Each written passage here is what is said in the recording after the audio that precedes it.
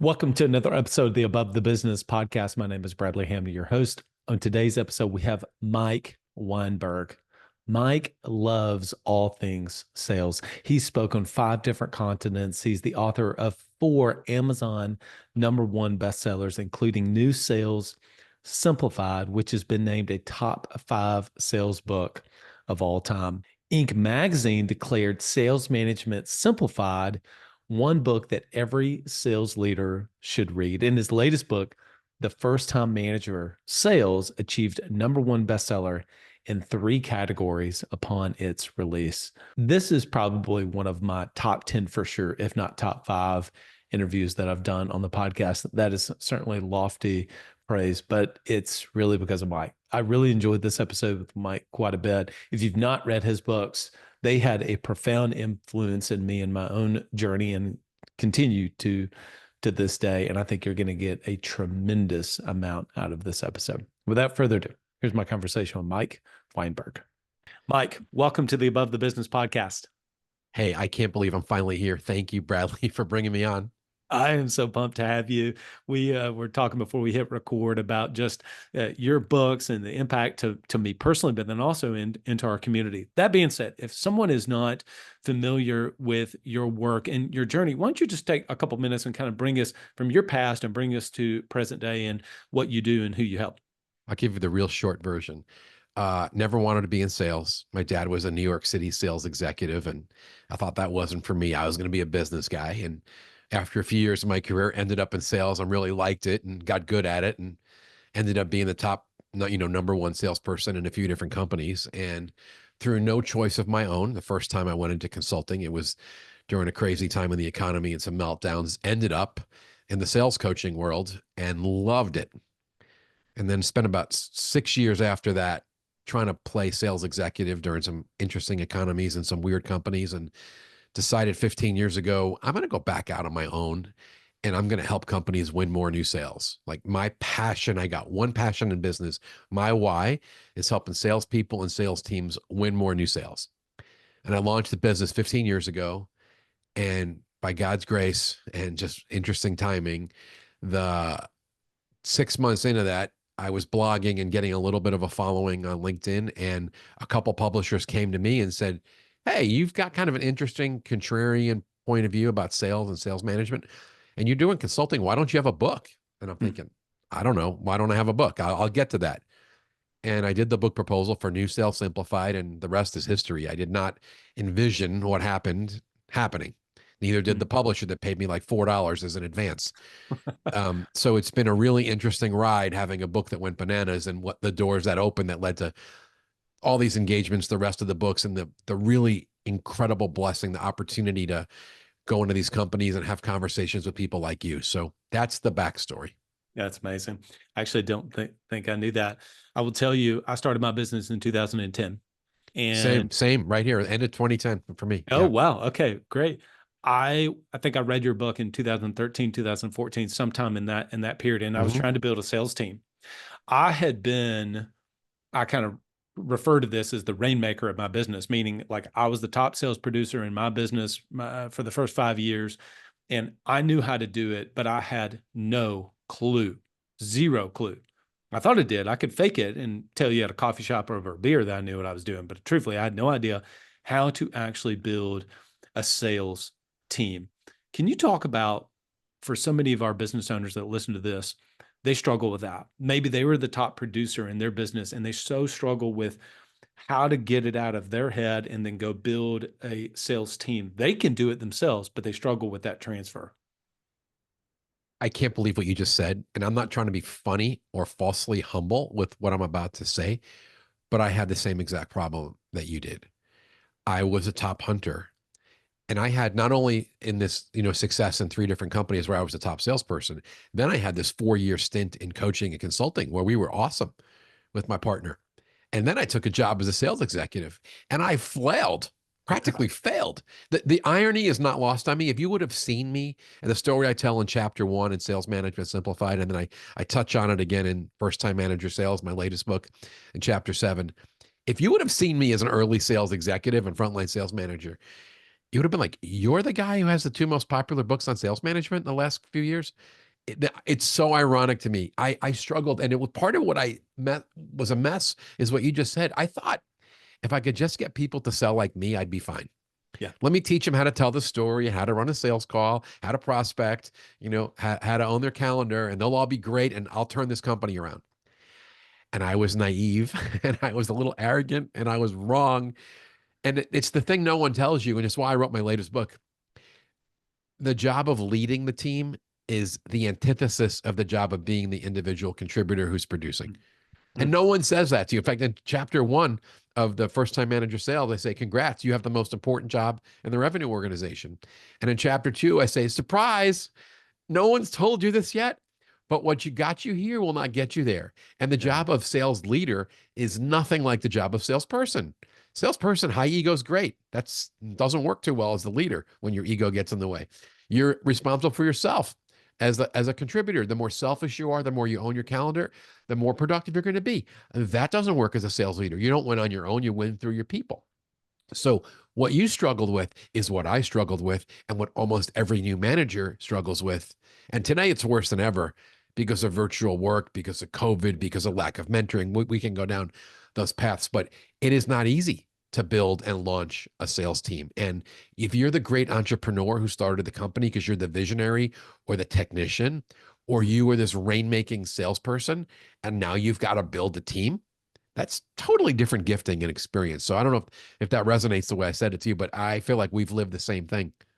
Oh my gosh. Are you kidding me? Like, it is exactly it. That is exactly it. And people would, in my own journey, talk about systems and processes. And I was like, I don't know how to do that. I don't know how to build a sales playbook. I just know how to do it. In fact, I want to give I'm actually like looking down this hallway, and I would think, walk somebody down a hallway. I know how to sell them when I'm doing it. I do not know how to transfer that. And I would even, to be honest with you, made it worse, Mike, because I would even bring people in and say, just watch me do it. And then I'd say, just go do what I just did. That does not work. But Preach, Bradley, preach. Yeah, it's you've nailed so it. hard. Well, here's the thing that's happening to a lot of people that come from your background, or what I'm seeing the last year. I had more tech business. Normally, I have a lot of industrial clients. I was in some high-end progressive SaaS companies and global tech companies in the last year. And you know what they're struggling with? They call it super repping. I call it being the hero.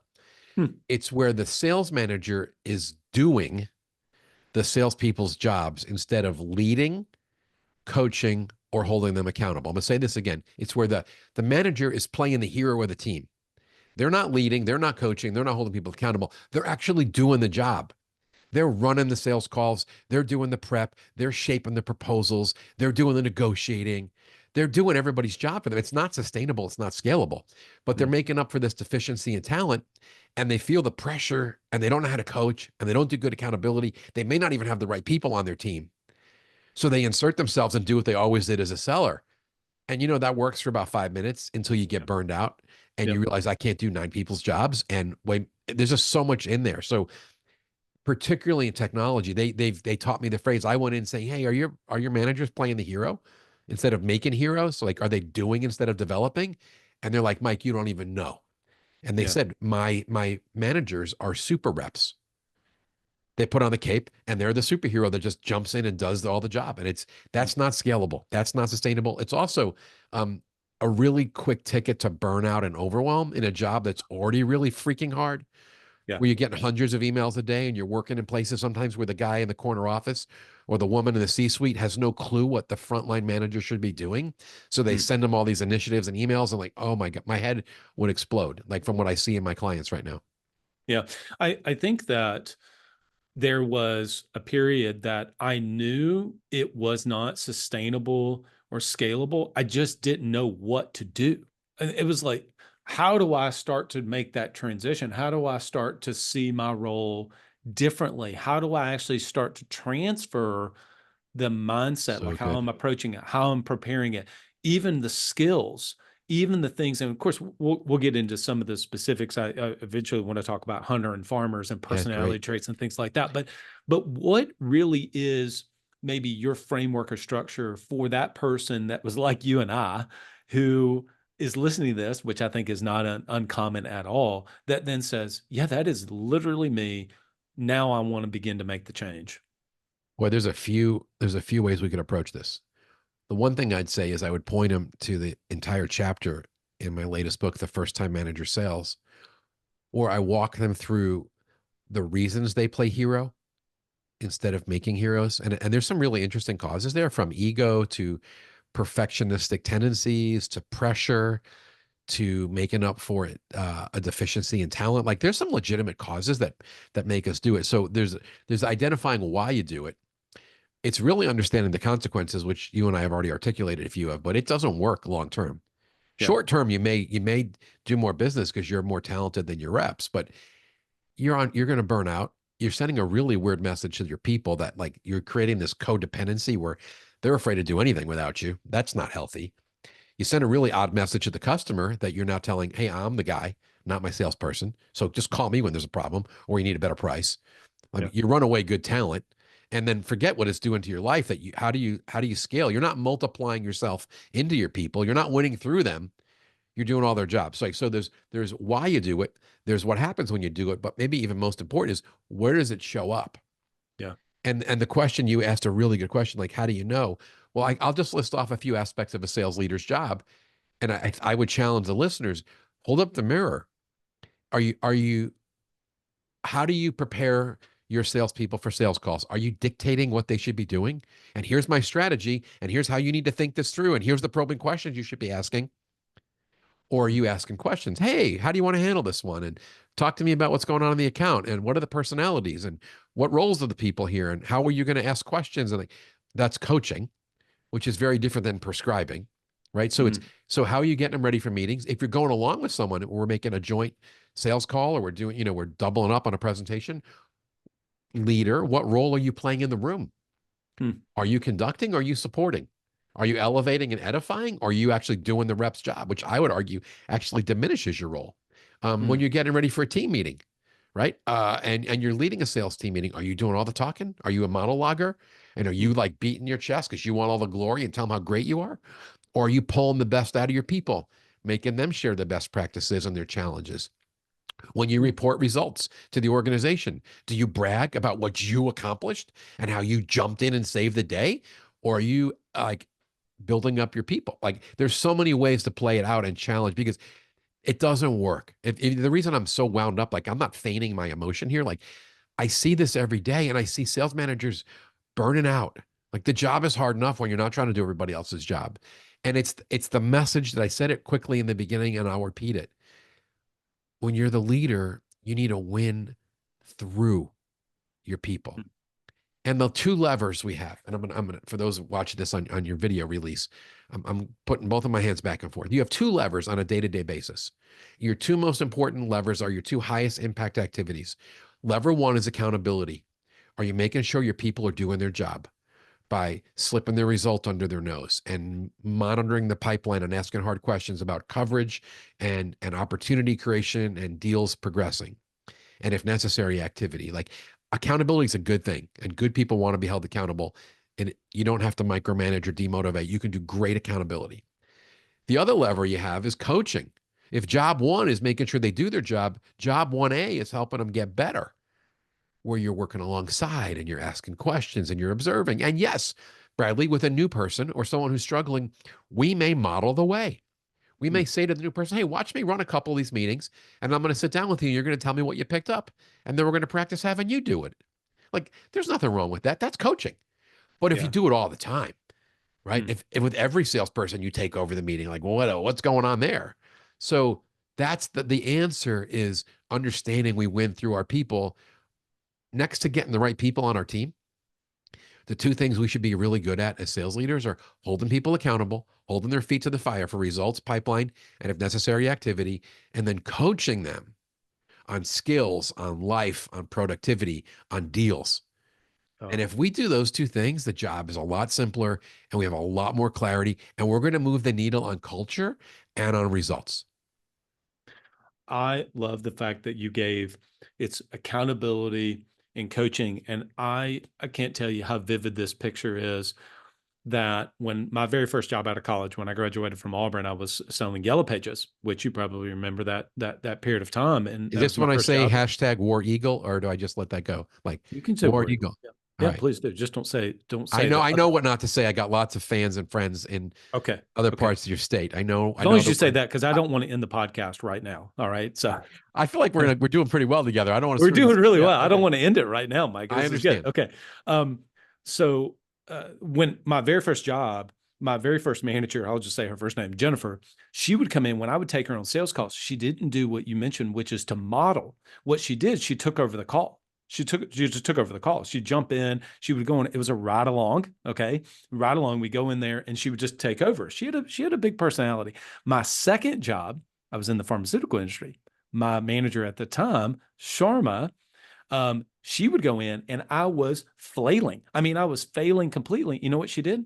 She sat there and just let me do it. And then she did the coaching and did the accountability in the car. But I kept waiting because I had saw and witnessed with my first job. I thought Jennifer, thought that's what a sales manager did. I was expecting Sharma to come in and save the day. She was like, "No, I'm not saving this day. This is your sales call." And this uncomfortableness, that sweat that's coming off your brow. I was a young, 25, 26-year-old talking to physicians. She was going to let me actually fail and work through that. And then she would do the coaching and the accountability. And just those two parallel examples, oftentimes like it ended up shaping my experience where I failed early on because I was like, I just got to go in there and do it myself for people, thinking that I'm showing and modeling the way. I wasn't modeling the way. I didn't trust the team members. I didn't train them the way that they needed to be trained. That was, it was so, I'm so glad that you brought through some experiences that I had, honestly, painful experiences that I had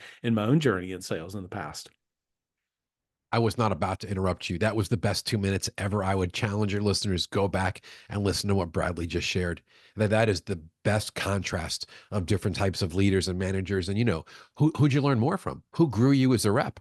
Oh, Right. I mean, Sharma, it's by night far. and day. Night The and day. story is fantastic. That's exactly, and that's, you just gave the example. She was more concerned with developing you for the long Yes. term than winning that one sales call, Yes, because she was absolutely. going to let you suffer. And you said, the phrase you used was so great. She let the sweat form on my brow, and She I was did struggling. And because she was using it as a teaching opportunity. Now, let me say 100%. this. Let me say this to the listeners. Like, that doesn't mean it's wrong to jump in and save a sales call once in a while. If Sure. it's a huge deal and you feel like you can bring some value, and the salesperson is still going to learn the lesson, and you're going to jump in and save it, that's okay once in a while. Yep.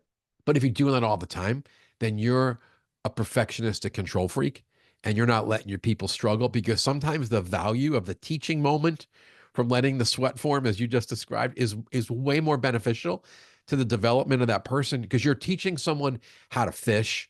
You're not catching a fish. Hmm. It's much more expedient. It's much more easier to do their job.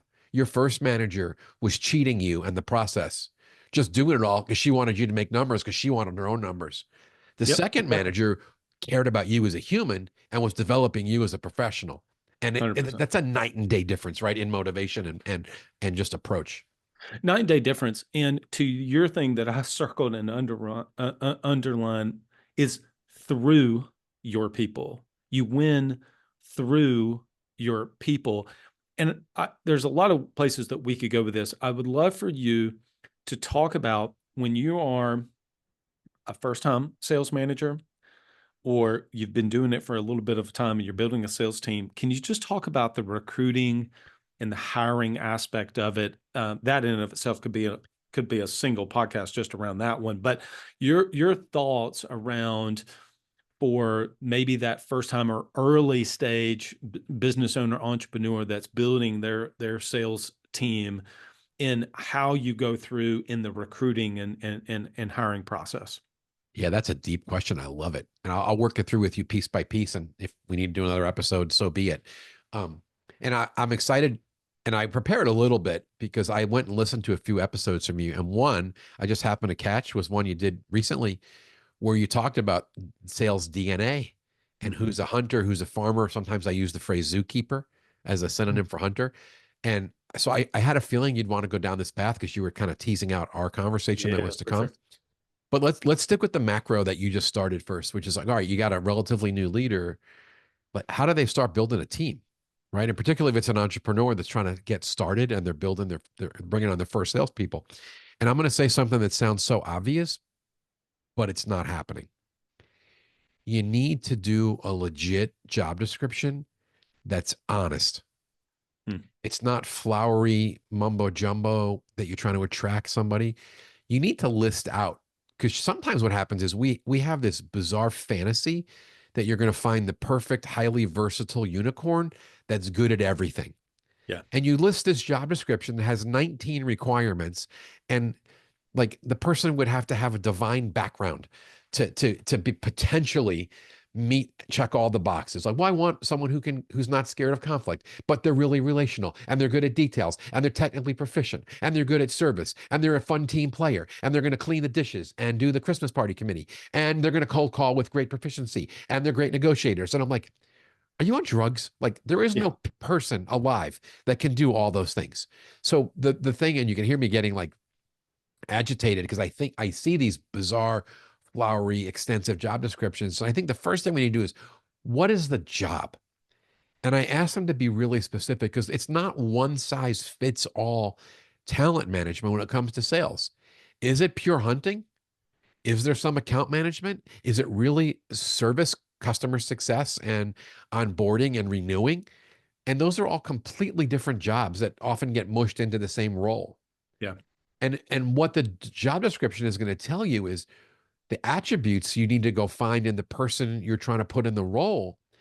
And life is a lot easier when we find people that are gifted and wired with the DNA for the attributes that we need for someone to succeed in that job. So it starts with a clear job description that really articulates in some detail what are we asking this person to do, and then we can go find someone who's a fit, Yeah. because not everyone is wired the same. And I'll just go down this path as a starter, and I'm sure you want to go further, but there are people that are wired like hunters.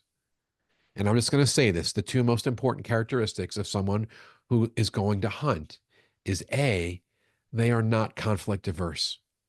This is Mhm. the first thing I look at when we're trying to hire a hunter is, are you afraid of conflict? Do you always acquiesce? Are you always looking to keep the peace? Because while that person is lovable, likable, great at retention, great at relationship management, and rarely pisses somebody off, when you're hunting, there is a ton of conflict and risk and rejection. But the conflict is, you're prospecting someone like, no, we're good, we're set. Does your salesperson go, okay, well, I'm sorry to bug you. I'll try you back in 9 months to see if anything's changed. Hmm. Or like I would advocate, and I did as a top salesperson, when I get that pushback, I'm like, hey, I hear you. Let me ask you to spend a couple minutes with me anyway, because you're going to get tremendous value from the conversation. I'll share with you how we're solving problem A and achieving result B. Grab your calendar. Why don't we set some time? Even if I'm not a fit right now, you're not looking, you're going to get value. Hmm. And I just, by the way, just gave a pretty awesome cold call outline right there, but I don't want to go down You that path. did. You But it's did. it's the resistance factor. Like, are you willing to bounce off resistance and be low conflict? The second thing we're looking for in a hunter is hugely competitive. Every top salesperson is competitive. That person keeps score. So we're really, really, really looking for someone who's got those attributes in a hunting role. And if they don't have those, walk away, run away. I don't care if they're the most likable person with the strongest resume with 1,000 referrals. They probably were successful because somebody was teeing up opportunities, or they were really good at their past company because they had the best territory and they got all the right leads, or they had the biggest accounts and they were great at maintaining. But maintaining is not the same thing as creating.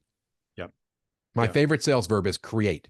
The most valuable salespeople create new opportunities. They're not just waiting, they're not just chasing. Sorry for the long answer, but you kind of wound me up there. No, it's a complete answer, which I think is important because what ends up happening is you bring somebody in, presumably they're a hunter, and let's say that they are a hunter, and even if they get into the position, I can often see where roles start to blend over into, now they're doing account management, and now they're doing customer success. Now they're doing all this stuff of servicing the account when they're like, wait a minute, that's not what I was signed up to do. But if you And then have the the wrong person, they're looking for those opportunities to do those because that's their preference. I rather service than sell. I rather exactly, fight fires. I rather get the attaboy and the good feels from my customer that's thankful that I'm jumping in and solving their customer service challenge. And those absolutely. are important attributes. I'm not down on those. Yep, But that is not the same thing as creating, advancing, and closing new sales, which we're desperate for our hunters to do to fill the exactly. pipeline and win new business. And I hate to use the word weak, but I'm going to use it. There's a lot of weaker salespeople that get their jollies from playing glorified customer service rep and firefighter. And they use their busyness attacking those other challenges as a very convenient excuse That's for so why they true. didn't have the time to go create pipeline and win new business. And that's the opportunity cost of that is deadly. And you know where I'm going with this, right? I mean, I that's where totally the do. talent. So go ahead. I, can I ask, can I just make an observation on Anytime. something that I had not thought about before this interview? I love that I triggered you. Go. Yeah. Your book is called your first book, New Sales Simplified. It's not Sales Simplified. You could have written that book. You've said new quite a bit. And I think that's incredibly important in the context that we're talking here with a hunter. They are going to go get new opportunities, new sales to be able to bring in versus now you may not use this language. I think in that podcast episode I talked about kind of a role of ascension where they're going Mhm. into a current customers or a group of people, nurturing that over a longer period of time, and that's a different mindset that we may be able to get into in just a second. But you're specifically referring to, look, hunters are going to go get new sales. They're going to go get the new business to be able to bring in, not just sales. It's always fun when the person interviewing me has better ideas and is more articulate than I am. I No, that's 100 not what true. you just said was 100%. It's new sales. And the only thing I'll add to that, new sales can be new logos, right? It's a customer, a prospect that has not bought from us or at least in a long time, and the hunter goes and gets that business. But I'm going to bring in something you started going on the path 30 seconds ago. Even in an account management type role where someone who's hybrid, where you want the ascension. I love that word. Like the synonym I would use is penetration, right? Oh, yeah, An makes account sense. is growable. There's penetration opportunity to cross sell or upsell, as you call it, to ascend in the account. I love that because it's like aspirational, your word ascension. But here's what I'll tell you I see a lot of wimpy, overly relational account managers that are very quick to acquiesce to whatever the prospect says, and they're afraid to upset the apple cart. They don't want to do political damage. They're hesitant. And what I will tell you is even account managers in air quotes, the better account managers who are really trying to ascend and cross sell and upsell and grow an account, they are not scared of conflict either. They're Mm, willing to push their contact for more intros, or they're going to go to the other facility, or they're going to meet more stakeholders. And even though it's growth within the existing account, to me, that's still new sales. And it mm, requires some hunting skill within the customer because there's a difference between a glorified customer service rep who's taking orders and saying thank you and demonstrating a lot of love, which is an important role, but that is not a sales role per se. that's right. I always say the role of sales is to increase revenue. So I place a lot of value on the account manager penetrator who's doing the thing that you call ascension. I'm curious for your take on my take. Okay, yeah, and so I'm going to share. First of all, I love penetration. I love that I I've can trigger not. you on your podcast. I'm so This excited is about great. this, This is this great. I'm dialogue. totally stealing the word. I'm going to Go. credit you, and I'm going to say penetration when we talk about ascension because that's exactly. I've never actually used that word with it. Um, I have a question. Let's say that somebody listening to this is going to be honest. You mentioned when you create the job description, just be honest. Okay, so here I'm a business owner. I am going to be honest with you. I need an account manager. Okay, this is a hypothetical person, but I know that this is very true for a lot of people listening to this. I need an account manager, Mike, and I need the account manager to pivot. I need them to cross sell. What are the attributes I need to look for? Okay, I've heard everything you've mentioned about somebody that's going to go get me all new sales. I get Uh-huh. that. Okay, they're not afraid of conflict. Number one. Okay, and they're competitive and they keep score. Okay, that makes sense to me. But I've got this role over here that I really honestly need a hybrid. What do I need to look Yes, for?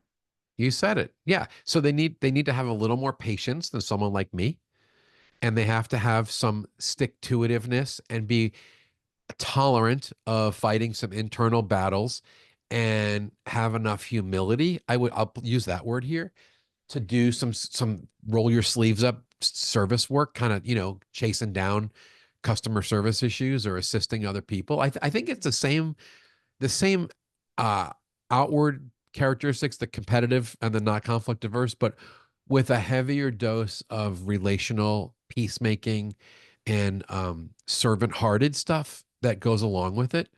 Mm, And I think it's really, I mean, this is a hard conversation because there is a fine line between account management and customer service, mm, but all I can be is honest. And I get called into companies, Bradley, when they're not bringing in more new sales. And they say to me, Mike, can you help my team bring in more new sales? And my answer always is, I can try, but it depends. Can I mm. see your people? And if they trot out to me 9 people wired like a zookeeper, sometimes I use the term zookeeper instead of farmer. And I'm very intentional there. And I say zookeeper because zookeepers are animal lovers who who live to protect the animals under their care, and they feed them and they bathe them and they groom them and they shovel the poop and they protect it from predators. Like, that is a great description of a caretaking, loving, retention salesperson. Yeah. And then sometimes they say to me, but I need that person to go hunt. And I look at them and go, let's talk about that salesperson who has the DNA of a PETA member, vegan, protect the animals at all costs, lives to care for, protect, feed these animals entrusted to them. That's pure account management. And then you're saying, but I also want you to hunt. So take off your zookeeper cap and put down the baby bottle you're feeding your little baby, tiger cubs, whatever you're feeding them. And then you pick up a weapon and you go out in the field and you start shooting the same animals you like to protect because we're carnivores and we got to eat. And that's when I have to look back at the executive and go, I hear you that you want these people to do more business, but you're showing me a staff of people wired a whole lot more like customer success or customer service people. And it's a challenge because given they're bent towards service relationship, low conflict, they're always going to err towards that. It's similar when I go into a company that's full of clinicians in the healthcare space where they have former nurses who are now selling some healthcare service, and they're more interested in the patient's care and the details of that than they are in selling their solution. It's Yeah. it's it's beautiful too. They are. Or I have clients in the highly technical space where the salespeople are engineers by background, and there's nothing they like more than to go take apart a customer's machine and put it back together and problem solve. And they're very competent at that. And that's a wonderful gift. But what I need them doing is creating, advancing, and closing deals because that's what sales is. Yeah. So I hope I'm trying to paint a broader picture, but most people, I don't get the call when they're not doing good service work. No Yeah. one's calling me for that. They're calling me, which most companies have the need for, is more new sales. So I feel like I have to be the bad guy and go, well, do you have people that are willing to go get you new sales in the role? How how often, I don't know if I'm looking for a percentage. I don't know. I know I'm going to ask the question and then you can take it however you want. How often do you feel like that when you go into an organization like that, you meet with the people, and you're like, these are great people, but boy, this is going to take a hell of a lot of coaching, or you're going to have to switch out the people. Like, where is it? Because you're going to be honest with the sales leader, the owner, et cetera, the upper management to say, look, we can do this, but the amount of coaching this is going to take because of who you've Right. hired, You and nailed it. again, great people, but boy, it's going to take a lot. Or you're just going to have to replace people and actually get the folks in that actually can go get new sales. It's hard to answer that question. Um, I'll give you a number because you asked for a number. I bet 30 to 40% of the time, it's the legacy way of operating and the wrong talent or undeveloped talent. And I'm going to give you one example of that, which is very relevant right now. I shared earlier, I had more technology clients in the past year than I typically do. And we're recording this in early 2025. Well, from mid-COVID, once we got through the craze of the shutdown from COVID, we know that by the second half of 2020 and for the next several years, there was crazy demand in the technology space. And anyone who was 24 years old and a recent college grad who was a rookie salesperson in any of these technology companies sold a ton. Some of them made President's Club in 21, 22, et cetera. And then the world slowed down. Interest rate, we had inflation, we had supply chain. The Federal Reserve raised interest rates to the roof, and we slowed the economy down. And today, I'm in these technology companies where they have salespeople who made President's Club in 2021 and 2022, who are now starving, not even making their quota. Hmm. And I'm uncovering it faster with my clients because I'm helping them do really good accountability, which I argue is the number one lever. And what they're now identifying much quicker is the people in the role are not able to self-generate sales opportunities. When we were teeing them up MQLs, marketing qualified leads, and there was all this inbound demand, and customers were raising their hands saying, hey, we need this, we need this. The salesperson was great at doing a demo and selling the solution, Yeah. but they weren't generating opportunities. They were fulfilling opportunities. Big Hmm. difference. Big And a difference. lot of them, what we're uncovering now is they didn't have the DNA, the competitive thing, the happy to go through conflict. And now the nightmare that I'm uncovering is they're 3 years into their sales career. They have no idea how to freaking sell. They Hmm. can't prospect. They can't get a meeting. We're not even sure some of them are the right people. Hmm. And they've been selling, this is a whole other conversation, but they've been working from home, working remotely, selling virtually without being mentored or coached, never being around other successful salespeople. And now I have these companies looking at me going, what are we going to do? Yeah. And you don't even want to hear. I mean, these are heavy, hard conversations. Yeah. I And bet. these are people who actually look successful for the past couple of years, but they were riding the wave of a hot economy Yeah. or a segment in the industry where there was a lot of demand. So I Yeah. don't know if that's helpful, but It's super helpful.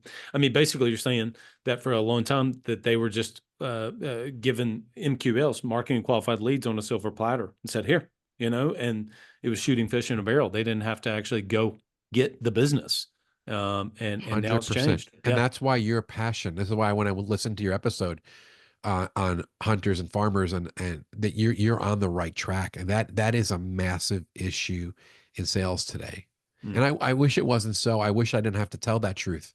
I yeah, wish I was just doing, sales training yeah. and showing people But how to good accountability. But if you don't have the right people, if you're the sales leader, every day is hard. I mean, you live in perpetual frustration as a prisoner of hope that your non-fit salespeople are going to magically start doing the job that they haven't done. wow, And that's not fun. And wow, that's you're like deluded. I mean, definition of insanity, doing the same thing over and over again and thinking you're going to get a different result. And I'm sorry to be the bearer of bad news, but you need people who want to do the job. That's why I go back to what we said 15 minutes ago. The job description is really important. hmm What do you need in the role? And then find the person who has that natural gifting, who wants to do that job. Then things are a lot more fun. and it's easier. It's more fun for you, more fun for them, and it's just simply easier because you've got the right person in the right role. You've got the right person in the right role. By the way, I love Prisoner of Hope. I circled that, and that was I good. All right, stole that last from question. Tom Riley. I stole that from Tom Riley, who wrote Value Added Selling. So give him the Okay, well credit. that Yep. that was that's a fantastic line. Okay, last question. This came Yeah. from actually one of Oh, one of good. my Okay. members. Um, as a business owner specifically who is also operating in a sales leader, sales management role, okay, that's one of the hats. Let's think of it that way. It's one of the hats. They are CSO, so to speak, of their small business. They have so many other hats to wear. They also are handling the marketing within their sales team. And let's say that they got a team of somewhere between two and 10, something like Sure. that, That's right? normal. Yep. Um, and they're doing, $500,000 to a couple $1 million in revenue, and they're wanting to build to get past that to where they can actually have somebody truly in a sales leader role. But for right now, they're doing it. How do they balance wearing all the hats? Because they can't do sales leadership all day. They've got to manage all these other aspects and be CFO, CEO, et cetera. What's your recommendation? I love the question. It's a brilliant question. Let me give some comfort. And I know that's some of your world, right? Those are your clients in the area that you're playing.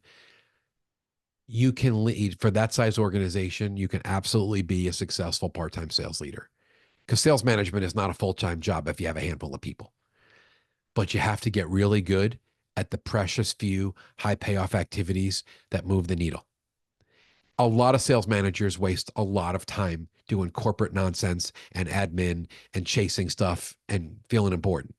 If you cut out all the crap and you get down to the single few activities that really move the needle on culture and results, which I would argue are the one-on-one accountability meeting. And I've got some great free resources we can point people to for that.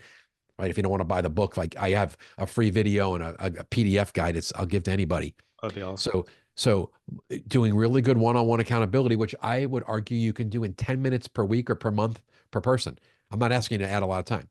The second thing would be a little bit of coaching / observing. You and I had that fun conversation about managers. It means once in a while you're riding shotgun and you're doing more than just sticking your head in a screen, evaluating someone. You have to watch them work. So you see the body language and the tone and the customer perception. You can't lead a salesperson and purely hold them accountable or coach them by looking at numbers. You have to observe them. Hmm. So one is the accountability meeting, two is coaching, and then three is the team meeting. And if you have more than one rep, then you're having some team meetings where you're getting together in a room or on Zoom with your handful of sellers. And those meetings need to energize and equip the people. It's more than an admin session or a beatdown. And there's all kinds of tips, and I've got a whole podcast episode on and cover that in Sales Manager Simplified, just tips for running good sales team meetings where you're creating interaction and you're giving the work away. But in very few hours a week, and let me say this, particularly if you have the right people on your team, because they actually want to do the job, in very few hours per week, you can lead the team well. Because Bradley, I understand this. If you wear many hats, and I have that. I mean, even some of my bigger clients where, like, if I'm doing work at a John Deere equipment dealership, Yeah. the GM or the branch manager of that local site, he is got full P&L responsibility for this whole branch and the 80 people that work there and the service department and the parts and his 4 salespeople. Hmm. And the thing I've learned watching them is they never default to sales management because the operational issues, the HR stuff, the customer service fires, the financial things, those are urgent and in your face every day. And they don't even realize they have a sales problem until the end of the month when they look at the report. Yeah. But if we could get them part-time to do a little bit of accountability and a little bit of coaching and run a good team meeting once in a while, you can really, really get some lift and move the needle. That's my coaching to the part-time manager. I had really high expectations for this podcast, and you exceeded them. How about that? I mean, honestly, this has been great, This Mike. is so much fun. Yeah, well, I just want to say thanks. I had high expectations because I had listened to other stuff from you, and I just want to thank you for chasing me down. And this is really fun. So thank Well, you. appreciate you serving our audience. People want to connect with you, learn more about you, and find some of those resources. Where would you point them to, Mike? All the freebies are available at my website right there on the homepage near the top. MikeWeinberg.com, WEINBERG, MikeWeinberg.com. And on the socials, it's Mike_Weinberg. Got it. We'll make sure we will link all of that in our emails and obviously in our podcast episode. Mike, appreciate you coming on the podcast. Same. Goodness, where do I start with all of my takeaways from that episode? I'm looking at the paper where I take my notebook, where I take all of my notes as I'm interviewing someone on the podcast. And I just have circle after circle after circle of things that were kind of key takeaways for me. Look, winning through people. I mean, that's paramount for sales, but it's paramount for everything else. I just love that. Also love the breakdown where he was talking about accountability and coaching and kind of the difference between those. I often kind of get lumped, but I think that was certainly key. I love when he talked about the penetration with whenever I was referring to ascension. I loved his comment around being a prisoner of hope. I love just when he talked about having an honest job description. I love that. Just be honest about what the job is. So often we can use fancy language to say things, but let's just say it in third grade language so everybody knows what it is that we're talking about. I picked up so much from this. Certainly hunters versus farmers, or what he referred to as hunters versus zookeepers. I thought that was excellent. There's just so many really great takeaways from that episode. I hope that you all enjoyed that. Love to be able to have Mike to come back on the podcast.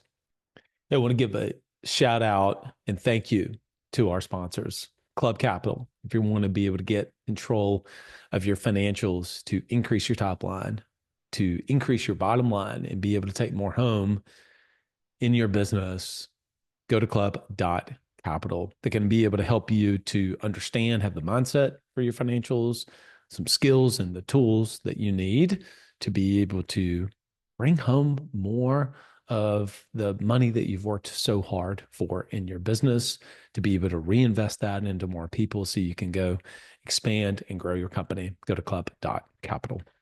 If through this you're wanting to start to expand your team and bring on true A players, but you'll not really exactly know where to start, Autopilot Recruiting can help you. Go to autopilotrecruiting.com, autopilotrecruiting.com. They can help you to build a bench. And finally, all that time when you talk about, I need to always be recruiting, Autopilot Recruiting can help you to do just that. Go to autopilotrecruiting.com. If you're an insurance agency owner and you want to be around other people, but also have a place where your team members can be developed as well, Coach P can help you. Go to coachpconsulting.com. You're going to see behind the scenes exactly what they are doing, that they've been able to scale as large as David has across his agencies and businesses. You're going to hear from his team members. You're also going to be able to be around a select group of peer insurance agency owners that are trying to scale just like you. Go to coachpconsulting.com. With technology, there's so many choices, but oftentimes it's difficult to know exactly which tech to use, which CRM to use, which tool for this to use. If you're an insurance agency owner, go to todayappro.com, todayappro.com. It's going to work with your corporate approved CRM. It's going to be seamless, your team, and you are going to love it. todayappro.com. If you love what we do, love the things that I talk about on these Monday interviews and on the Friday podcast, I'd love for you to come and join me on one of my live web classes. Go to blueprintos.com/assets, and you'll be able to join one of my upcoming web classes and learn how you can go from being the operator in the day-to-day to become the owner of your business so you can ultimately work above the business and finally grow your company so it depends and runs without you. blueprintos.com/assets. All right, everyone. That was a great episode. Till next time, lead well and go be great.